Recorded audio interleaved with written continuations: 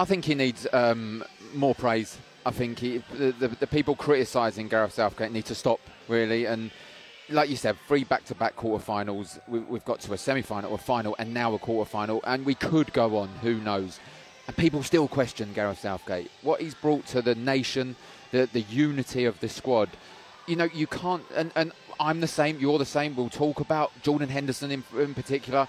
Everyone has an opinion on who they would pick in the team, who they want in the team. But he's got the hard job of actually doing it and delivering a result. And not only that, this is international football. This isn't who's playing best in the Premier League needs to play in this team. He needs to fit a system to beat a team. Today he done that against Senegal and done fantastically well. Everyone did. Everyone played well. Let's not forget we wasn't great first 20-25 minutes, so we'll talk about that as well.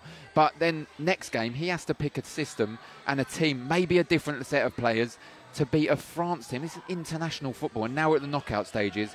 He deserves untold amount of credit, in my opinion. Absolutely, as you say, he's got to set a system up to try and deal with not only France but Mbappé, who we was watching here at the fan zone earlier as well, who was absolutely terrifying, unstoppable, unbelievable to see today. But I think also we got to look at Jude Bellingham as well, and you know that guy and how he's been in this competition for England. Seeing those two players up against each other in that quarter-final is going to be, you know, it's what football's about. It's why we watch the World Cup, to see the best players in the world go up against each other. Just on Mbappé quickly, you know, time and time again he proves himself. And as you said to me, how old is he? If he wins the World Cup again, 2 World Cups. 22, he'd have 2 World Cups. There's one man that's achieved this in football, in obviously in men's football, and that's Pelé. And of course, 3 World Cups. We're thinking about Pelé and his family at this time as well. So. Absolutely, we send our love and prayers to him and his family. And he's the only player in history to win 3 men's World Cups. And Mbappé could do it. If they went all the way, which we hope they don't, they've got England next round, we hope we can knock them out. But even if they don't this year, I mean, we stood here and we watched this game. He looks unstoppable. Now, when we was thinking of the groups, we was thinking of England will win the group, we'll get Senegal in the next round, it's happened. After that, we'll get France, it happened. I was concerned today, I thought everyone thinks it was a foregone conclusion, which it turned out to be. So after we're playing France, how do we stop Mbappé? I was hoping he'd flop because they wouldn't be out. And I just think they lost Benzema, they lost Kante, they lost Pogba. You're thinking they're going to struggle.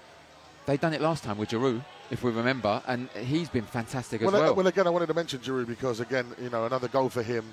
His tallies, he's a record breaker for France. Is he one of the most underrated strikers of all time? Yes, I think so. Probably not. I'd like. Obviously, I don't think we'll get many French callers, but if we do, I'd love to hear off a French caller or someone who follows France that. Do they think that he's underrated in France? Is he revered by the French because I fans? think you would be, of course. But, yeah, I think he's massively underrated. And they've achieved winning big trophy without Benzema before, with Giroud leading the line. Mbappé looked unstoppable today, and he proved that he can do anything. The second goal, he needed half a yard. Now, we're all talking Kyle Walker's going to be the one to stand on. We don't know if that's the case, but that's what everyone's predicting. That's the likely scenario, Will it be only Kyle Walker? Will it be Kyle Walker and someone else? We don't know. But he's proved today that he doesn't even need to outpace someone. He gets half a yard and he bent it in the top corner. The guy is unstoppable. He's got 5 goals at the moment. I hope he is stoppable against England. I hope instead of the players being nervous, thinking if you're Harry Maguire, if you're Dyer, if he's going to be playing or whoever, because he came on, maybe he was looking at a different system. If you're Kyle Walker, I want you to be thinking, bring it on. Bring it on. I'm going to prove that you are stoppable. And I hope that's the mentality the English players have. Absolutely. 03717 22 3344. We're live here from the talkSPORT fan zone in London. It's a wonderful place. They've still got the fans here. They're still having Christmas music in the other room. And you're splashing your way through, by the way. Oh, my God, the floors. Get here. The atmosphere's been brilliant. It certainly has. I was here for Mexico, Poland, and it was a little bit different to this atmosphere, I tell you. And we was hiding when the goals were going in, with the beers going everywhere. But it's been fantastic. And they thoroughly deserve the supporters. 1,300 at Box Park Wembley as well. They deserve this performance. Absolutely. And speaking of Box Park Wembley, Ade and Carlton, they were there earlier on. And they were talking about Gareth Southgate. And is it time that we gave him the props that he deserves? This is the 3rd quarter-final in a major competition in a row. You know, 1 game away from another semi-final. International football. This is what you want in competition football. We've seen the Germans, the Belgians go out at the group stages. Yes, people might say, oh, but look at the groups. You've got to play what's in front of you. And as we've seen in this World Cup in particular, these teams that are the lesser teams, it's not the case in a World Cup, especially in these situations and conditions. Yeah, we've seen untold amount of shocks. The USA game was very flat, but we done the job. We done the job we had to do. Okay, we would have loved to have won that game, but we didn't. We got a point, kept a clean sheet. Obviously the best performance in the group stage. So I just feel he needs a bit more credit than he gets. Before we went into this tournament, we'd lost 5 and we drew to Germany in the last game in the Nations League. And I remember doing a show saying it doesn't matter what form you go into the tournament. It's how you perform in the tournament. The question mark will always be if we play France and it doesn't go our way. Whenever we play someone, we lose. That's going to be the question mark. One of the big. But again, hopefully, we can change that. But equally, we beat Germany in the last competition, and but when you beat these teams, they're not as good as they was. Yeah, there's always an excuse. There's always something. It's like, but they haven't done that. They're not this good because they haven't. It's very difficult. There's a real. I told you so kind of situation in amongst football supporters, not just English supporters, but football supporters. So. They will criticise Gareth Southgate and the team just so you can say, well, I told you that was the case. And at the moment, they're proving everyone wrong. Well, let's head over to the phone lines, 03717 22 3344. We've got Paul, the Blackburn fan, who wants to get on right now. What an evening, Paul. Evening, Paul. Majestic, how are you? Oh, very good. Jubilant. My shoes are ruined from the amount of pints that I've gone over them. But other than that, we're good. Where did you watch the game, Paul? Oh, I'm actually based in Dubai, so I watched it at a fan park. Oh, lovely. Which fan park in Dubai? Which fan park? There's a few good ones out there. There was a fan park in Emirates Golf Club, so we watched it just opposite the Dubai Marine. It was phenomenal. I know exactly the one. My friend is running that one, so shout out to the gang down there. I hope it was a good one. Oh, what brilliant. A place to watch it as well, by the way. Absolutely fantastic, yeah. There was 3 screens. Atmosphere was fantastic. I don't know about you guys, but before the game started, when I saw that Rashford wasn't in the first 11, I was thinking, agreed. Call. That is a brave call to make, especially after his performance against Wales. Absolutely, and when people, the thing is with Southgate, and I agree with what Darren's saying. I mean, when you doubt him, when you've just got to give him the 90 minutes. Let the game play out and let the decision be vindicated. And that's what it was tonight with England's performance. The first 30 minutes was a bit shaky. I wasn't sure.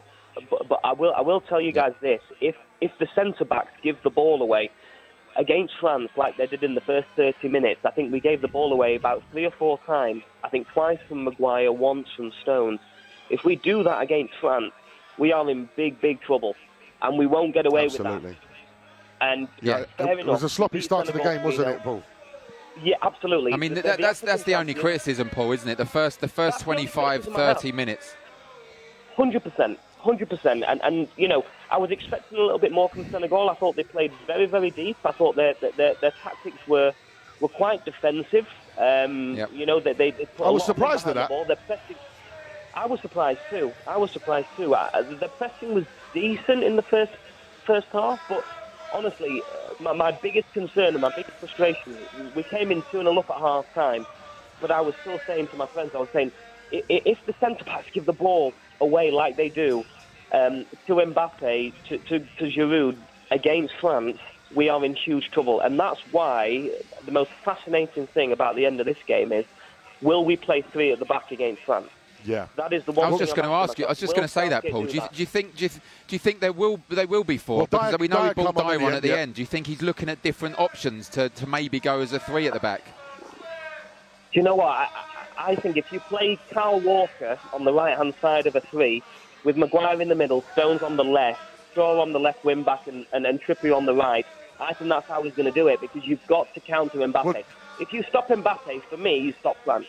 It's that simple. Do you double up, though, on Mbappé with Saka as well?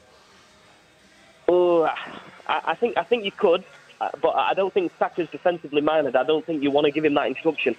I think you want Saka to be on the second half of the pitch, focusing on getting those balls. You need to give France something to think about, and this is what often has been the criticism of Gareth Southgate, especially in the final against Italy, because it wasn't until he brought Saka on that we really exposed an aging Italian defence. And, you know, when Chiellini got that, what should have been a red card, in my opinion, the yellow card, if he was on from earlier, they could have been doing all sorts of runs like that. And that's the thing with France, because they're so used to having their way of him going in behind defences, it's going to leave room for us to go behind. And I think we do that well, especially with Kane exposing them gaps. You know, let's just talk about, you know, the Gareth Southgate. What's your thoughts and take of Gareth Southgate as an England fan? You know, 3 quarterfinals in a row. What camp are you in, Gareth Southgate? Because a lot of people are asking for him to be sacked after the USA game. Some people were asking for him to be sacked. I think it's very, very simple for me, Majestic. I think he's the most successful England manager since South Africa. Yeah, he's the most successful England manager in 56 years since we last won the World Cup. You don't get to a World Cup semi-final followed by a Euros final if you are incompetent and you're not capable of leading a team.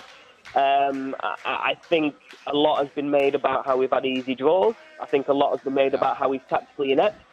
But the biggest problem England have had, probably for the last 20 years, 25 years, is that there are, you know, splits in the camp. People are, you know, tied to their club loyalties. But what Southgate has done is brought those guys together in terms of that club feel.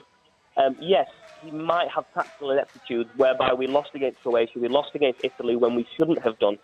But honestly, would we have got there in the first place if it wasn't for Southgate's man management skills? That's in question. So I do think that the criticism he gets is unwarranted. I think it's unfair. And let's just sit back in 5 to 10 years' time and look where England are once Southgate steps aside. And I think we'll look back at this time retrospectively and gone, do you know what? We were in a golden age with him, and I think we'll miss him when he goes. That's my personal opinion. Fantastic. Absolutely. Brilliant call. Brilliant call there from Paul.